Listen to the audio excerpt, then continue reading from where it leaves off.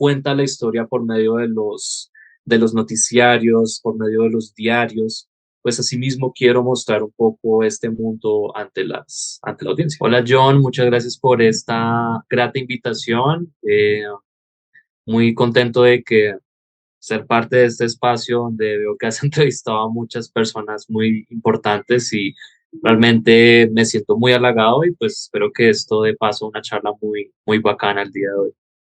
Claro, de hecho, yo cuando visualicé Memorias en Silueta, siempre me ha causado la curiosidad sobre el tipo de, no solo tipos de leyenda urbana, tipos de mitos y todo eso, pero hay algo que sí quiero saber, cómo se retrata, porque en el documental habla sobre la ciudad capital, cómo usted ve la ciudad capital hoy día, mezclado en el tema del cine, en términos de docuficción, también en documentales que pueden generar un poco de verdad.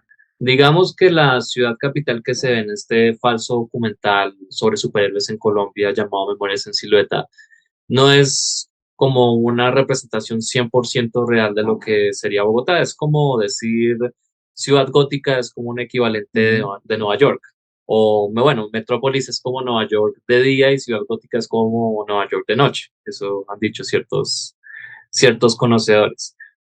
Pero me parece muy interesante que Bogotá en general es una ciudad con muchos contrastes, es una ciudad gótica, por así decirlo, porque hay mucho, digamos, hay mucho arte, no solo arte gótico, sino que una sociedad muy oscura, pero a la vez muy fascinante.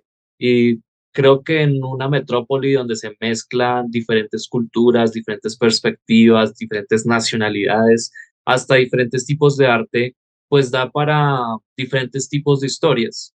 Yo suelo caminar por las calles de noche o incluso cuando estaba en la universidad, que era por ahí por los lados de la Candelaria, uno ciertamente tenía esa inspiración para contar, para crear historias de la urbe, de la ciudad como tal, porque Bogotá es un personaje, se podría decir que es un personaje muy complejo y uno leyendo autores como Santiago Gamboa o Mario Mendoza se da cuenta de que Bogotá tiene muchas historias para contar, desde la misma gente que camina, desde los mismos edificios que uno ve, las mismas casas.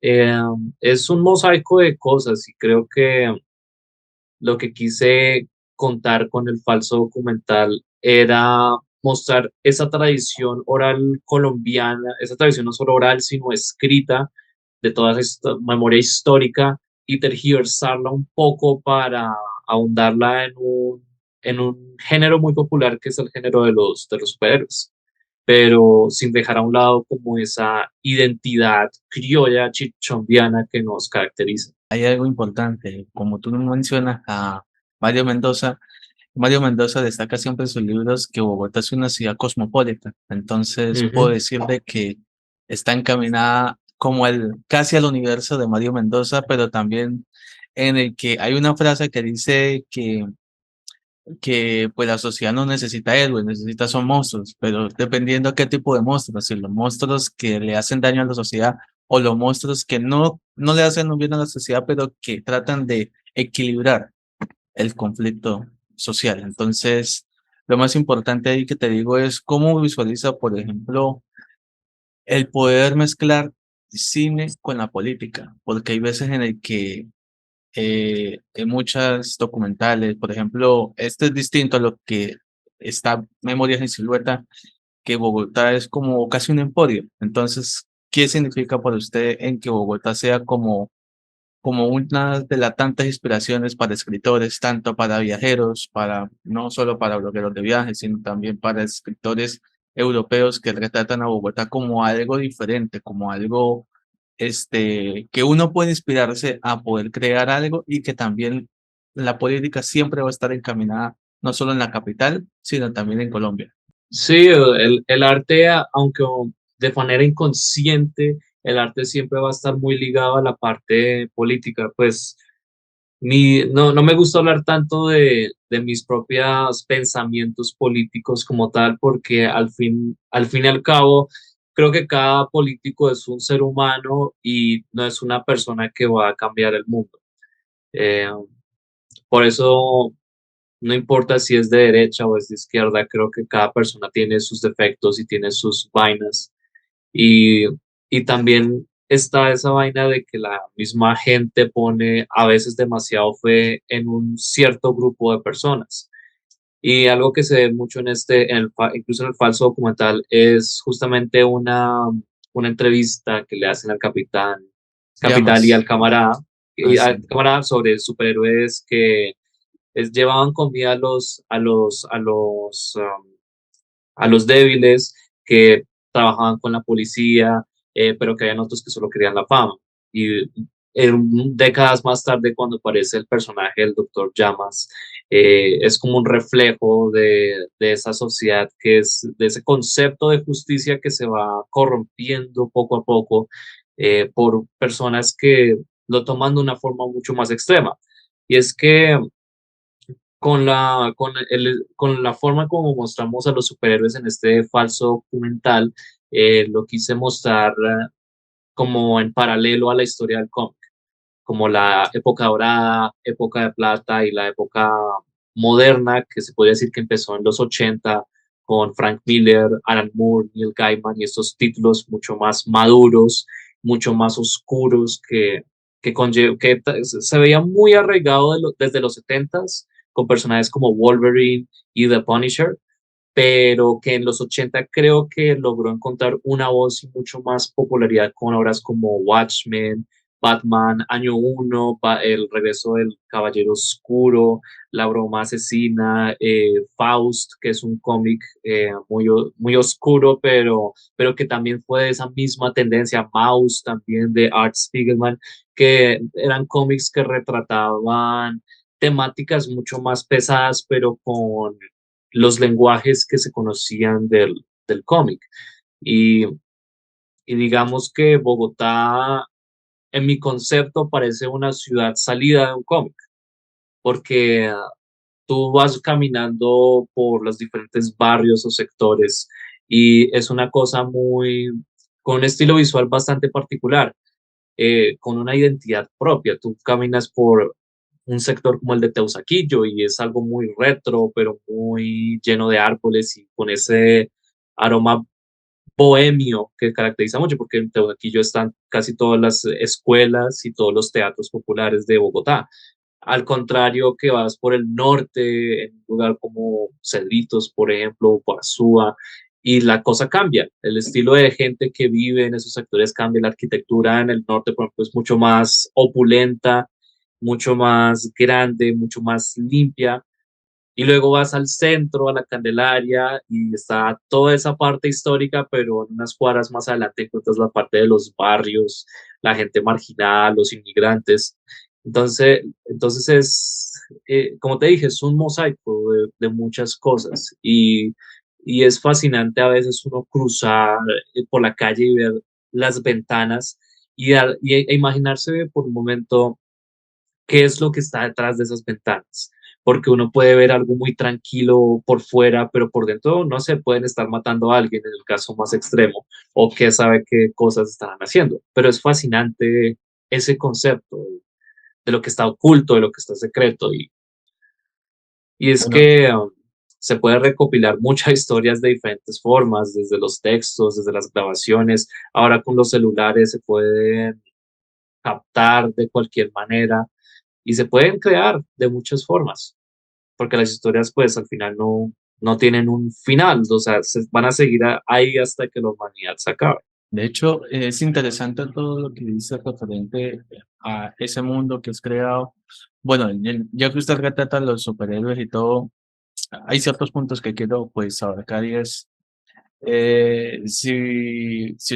si tomas referencia a Wolverine o a todos ellos, no sería como el tradicional, sería más bien como el de Logan. Así que como algo más tétrico, algo más turbio. Entonces, yo te pregunto sobre ¿cuál es la nueva faceta que puedes implementar en tu cine? En la nueva era, por ejemplo, en lo que es, pues, en la ciudad plateada, pero no solo eso, sino también en poder retratar como te dije, pues en el principio, leyendas urbanas, qué tipo de historias puede más adelante mezclar al universo, sí, de pues lo que ha pasado con el Doctor Llamas, el camarada, o sea, Don Silueta, que yo te dije como por broma, pero de igual forma, No, en un yo momento te puede salir comenté ese. eso por molestar. No, tranquilo. Pero, ¿qué puede significar crear ese mundo? No solo en el cine, ¿alguna vez puedes implementar en la literatura? Sí, claro, de hecho, acabé de terminar un cuento que está en ese mismo universo.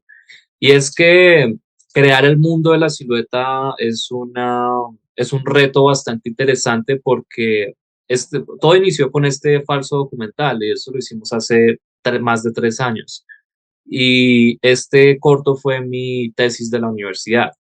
Con esto fue que me pude graduar de medios audiovisuales por allá en el 2019, justamente el último semestre antes de la pandemia, antes de que cerrara todo y todo el mundo se fuera a la M. Y lo chistoso es que este era un proyecto que yo llevaba trabajando desde hace como 2 años previos. Eh, Todo surgió de una pesadilla que tuve en un momento bastante complejo de mi vida eh, y soñé que me estaba persiguiendo un personaje similar a lo que es la silueta. Entonces escribí el sueño y a partir de ahí empecé a idear el personaje. Y pues combinando un poco mi fascinación por el cine de gangsters, por el cine negro, por el cine clásico y también porque estaba en esa época investigando sobre las pulp magazines, que fue la antesala a lo que era al cómic como tal.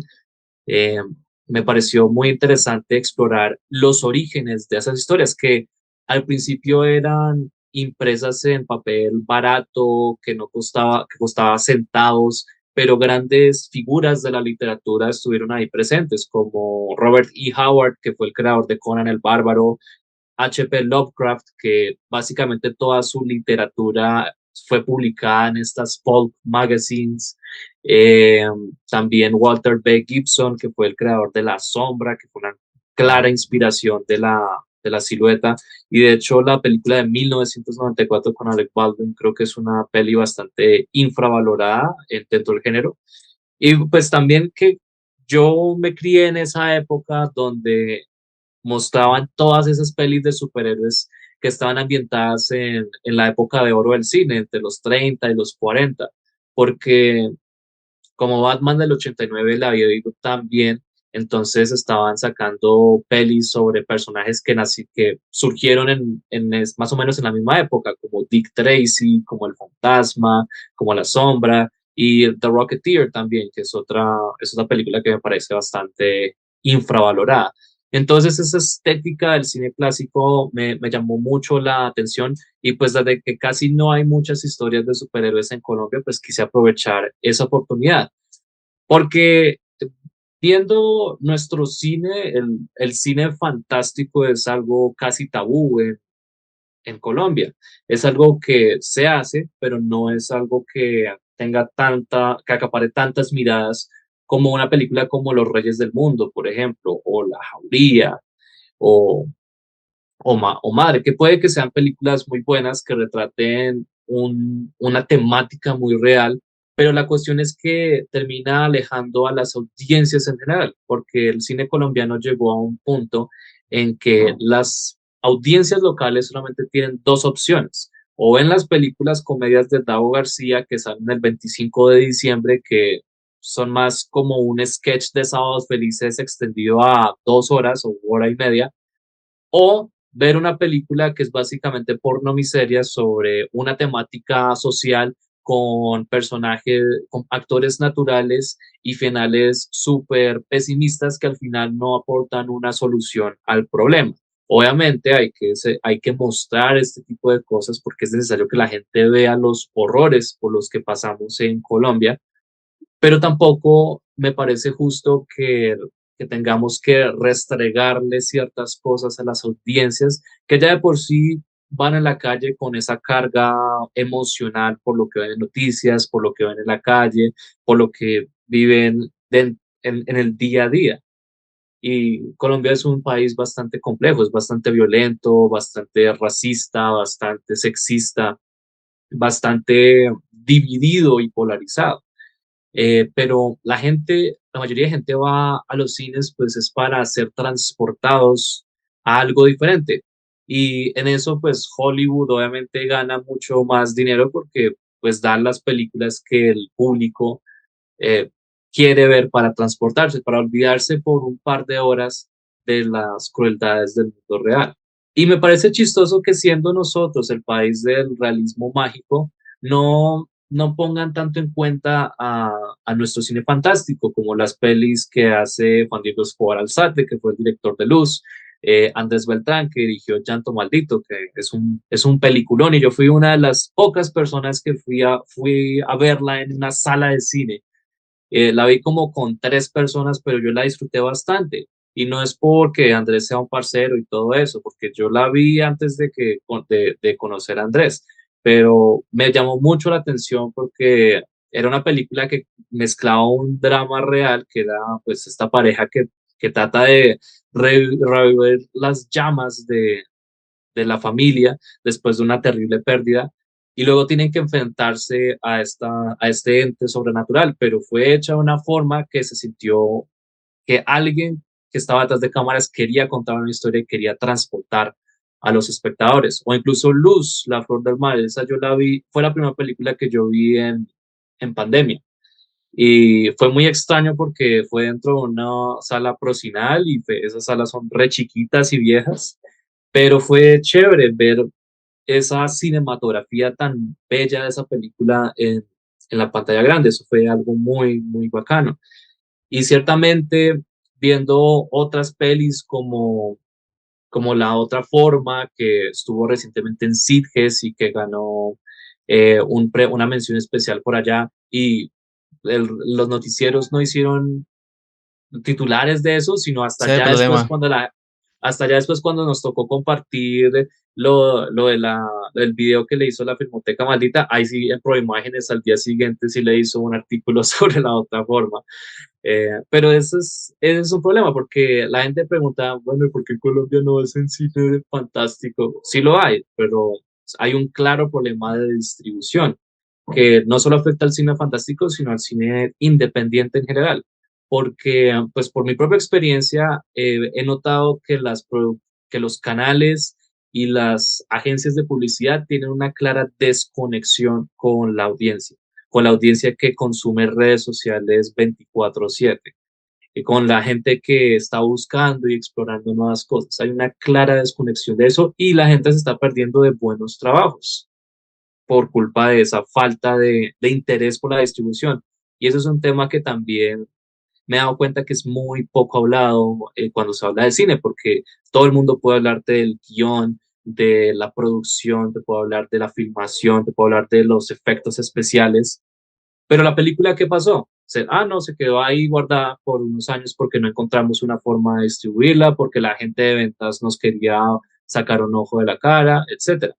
Entonces, a veces cuando uno aprende a distribuir sus propias cosas, y créeme, ha sido un trabajo bastante complejo porque no solo he tenido que distribuir este cortometraje, sino otros dos más en los últimos 2 años. Y he aprendido a hablar con festivales, he aprendido a escribir correos y pues las selecciones que ha tenido estos tres cortos en particular, especialmente Memorias en Siluetas, pues ha sido algo muy grato porque uno envía como a 500 festivales de todo el mundo, por ahí para que te seleccionen unos 5 o 10. Máximo. Pero cada laurel, cuando llega cada laurel, eso es algo muy, muy valioso, porque uno siente que, bueno, el esfuerzo está valiendo algo. Y eso es algo muy bacano de sentir. Obviamente, no hemos llegado como a los grandes festivales o algo así. Esto es todo un proceso y pues eventualmente ya espero este año presentarles cosas nuevas porque ciertamente hay mucha tela que cortar, hay muchos más proyectos y pues, este mundo de la silueta pues cada año va creciendo, ya más gente lo va conociendo y lo va apreciando y sí me gusta explorarlo desde diferentes perspectivas que no solo sean las audiovisuales, porque quiero aprovechar como los diferentes medios para contar historias, así como los personajes, el personaje de Mateo en este falso documental cuenta la historia por medio de los noticiarios, por medio de los diarios, pues asimismo quiero mostrar un poco este mundo ante la audiencia. Como tú mencionabas, las salas de cine que son muy pequeñas, pero el sonido es muy potente. El sonido lo sumerge a uno impresionante. Lo otro de las distribuciones, si eso es verdad.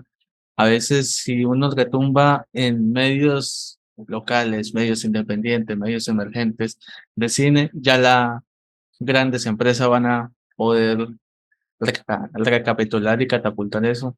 Yo en un principio, pues cuando vi muchas películas de Colombia que uno dice, bueno, yo he escuchado en cineforos que dicen, es que el cine colombiano no hay, o cines de terror no hay, no, sí hay. Lo que pasa es que tú no has Ujú, profundizado un poco en Indian TV, Billy Bags y pues en Movies también. Entonces, en Movies hay una cantidad de cosas que uno no se ujú. imagina. Entonces, solo es Sí. cuestión de poder investigar un poco porque hay un montón. Y no solo eso, yo hace poco tuve la oportunidad de ver un cortometraje de una colega que se llama Viviana de la Hoz, que se llama Ramiro.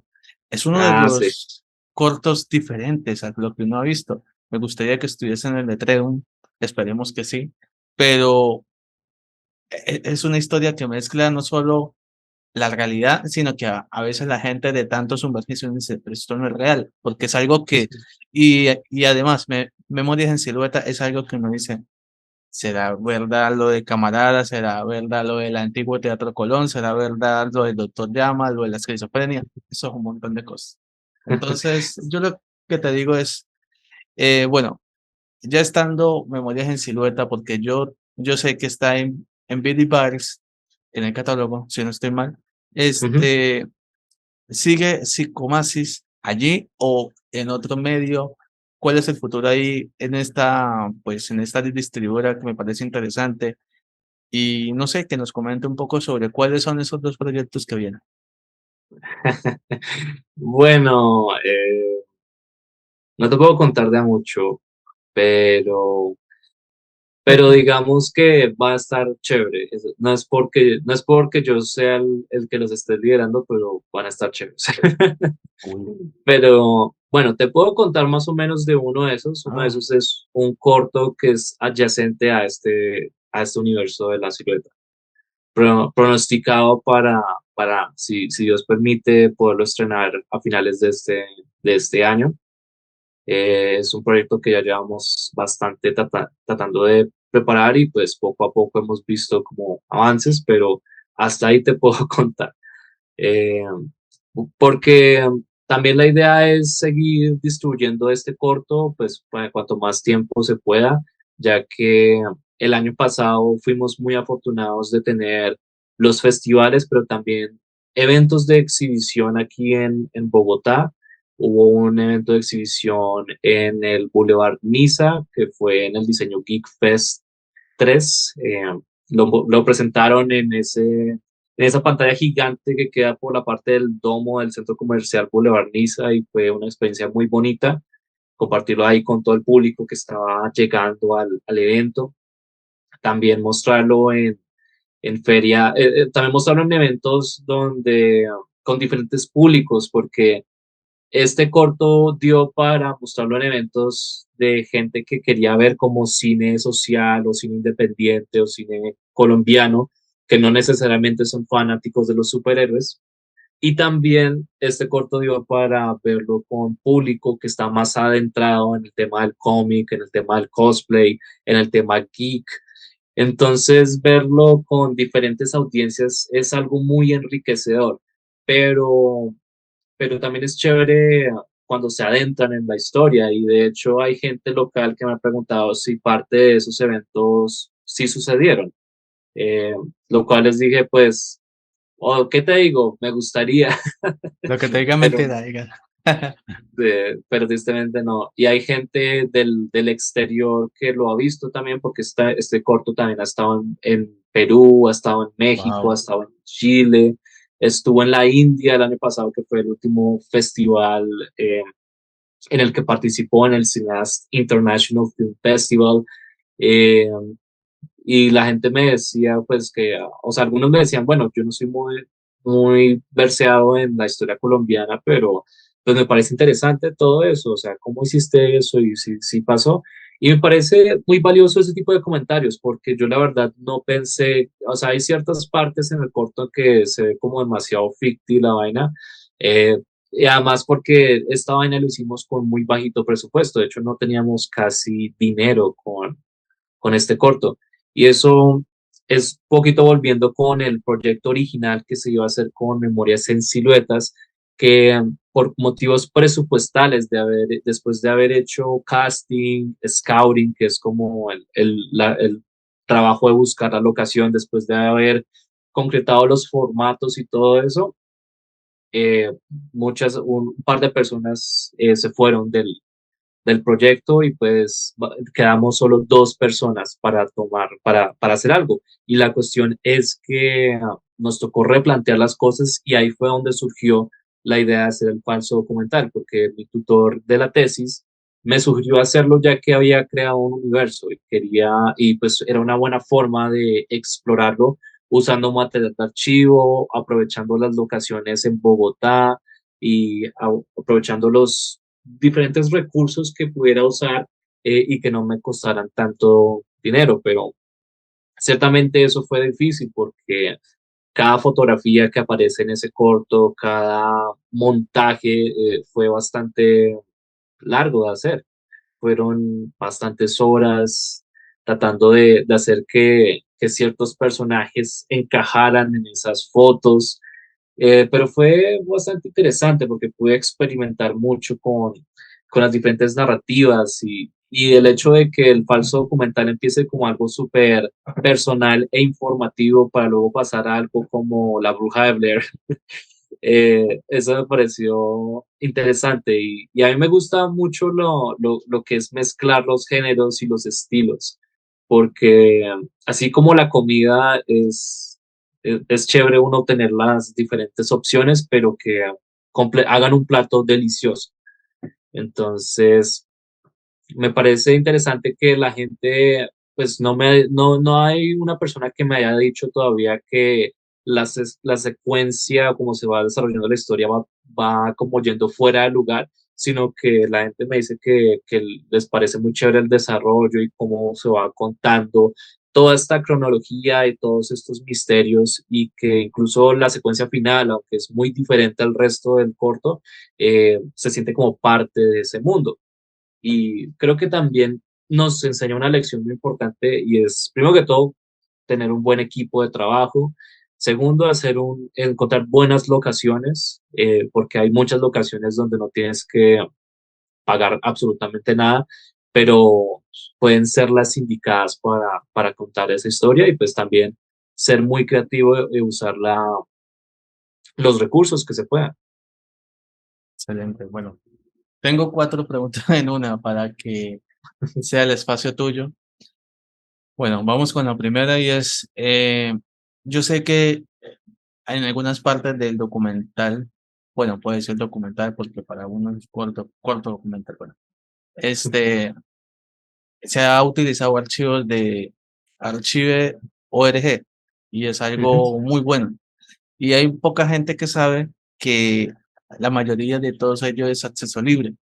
Por lo tanto, ujú. uno lo puede usar para cuestiones educativas y te felicito por eso porque estás incentivando a la gente para que pueda buscar eso y también pueda conocer ese catálogo. También que expliques un poco sobre Vidiverse, cómo se maneja, cómo es y bueno, invites a la gente a que siga tus redes sociales, a que donde pueden ver Memorias en Silueta, aunque sabemos dónde, pero igual forma, repítalo, y invita a la gente para que esté en el Ethereum, para que participe.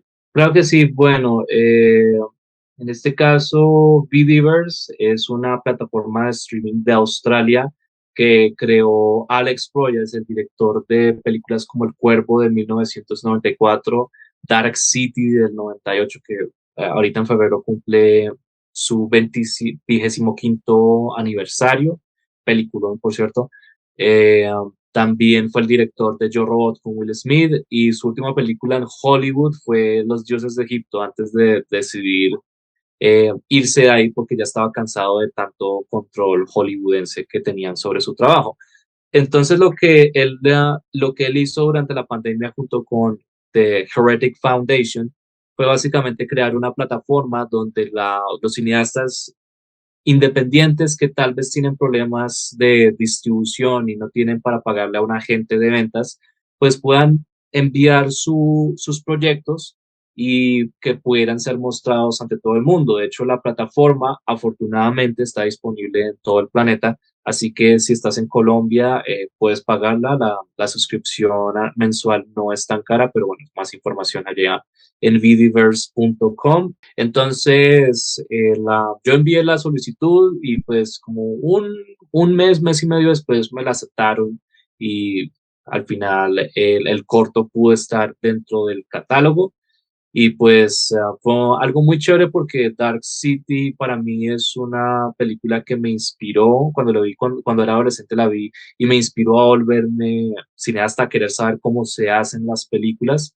Y así como Blade Runner fue una cinta de ciencia ficción que mezclaba mucho el cine negro y también temas filosóficos. Y es una película que ha envejecido muy bien, que de hecho muchos fans consideran que The Matrix se apropió de muchas ideas de Dark City, porque The Matrix la lanzaron como un año después de Dark City, Ajá. que fue en el 99. Y de hecho, la secuencia inicial de The Matrix, cuando Trinity está huyendo de los agentes, esa fue rodada en los sets de Fox Studios en Sydney, Australia, donde grabaron varias escenas de Dark City. Entonces, me parece muy interesante eso. Aunque yo amo ambas películas, pero Dark City es algo que debería todo el mundo ver.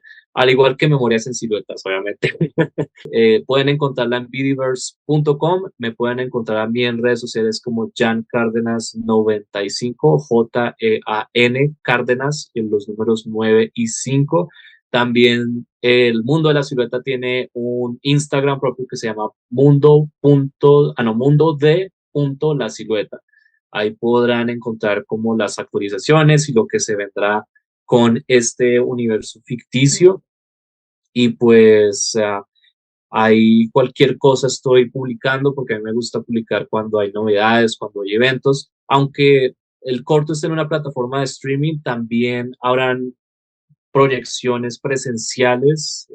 Espero que sea no solo en la ciudad de Bogotá, sino en otras ciudades del país y espero que en otras ciudades del mundo también. Voy a estar publicando cuando haya nuevas proyecciones, cuando haya nuevos screenings, para que la gente pueda ir y pueda verlo, porque este cortometraje ciertamente es muy chévere verlo en una pantalla grande con un buen sonido. Ya lo he visto varias veces con público en teatros y ha sido muy chévere la Excelente. experiencia. Y bueno, y si lo van a ver por Vidiverse, véanlo en un buen televisor, no lo vean en el celular, porfa, véanlo en un buen televisor con un buen sonido y créanme que la van a pasar muy bien. Y invito a la gente para que esté en el letreo, para que Ujú. sigan tu red, todo. Sí, claro que sí. El Letreon Horror Film Fest regresa este 2023, el 2, 3 y 4 de junio de este año. Van a haber eventos en Colombia, en México, en Argentina, en España, en Francia, o sea, en diferentes países. Este año lo vamos a romper con toda con ese festival y pues estén pendientes a las redes del Letreon Horror Film Fest también. Aquí John también les puede compartir información acerca del festival y pues van a ver unos cortometrajes muy buenos. Alrededor del mundo están saliendo unas nuevas voces y unas nuevas perspectivas que valen la pena ver.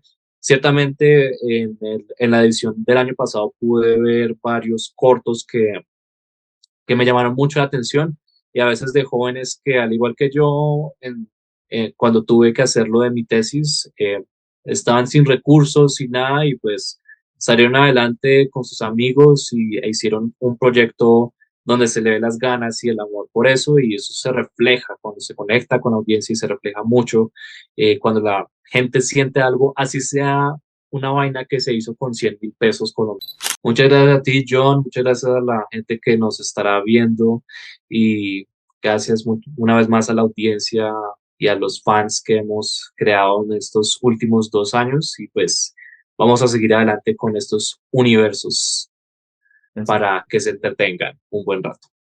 Listo. Saludos también al camarada. No, perdón, así no. Listo, men. Muchas gracias. Hasta luego. Chao. Chao.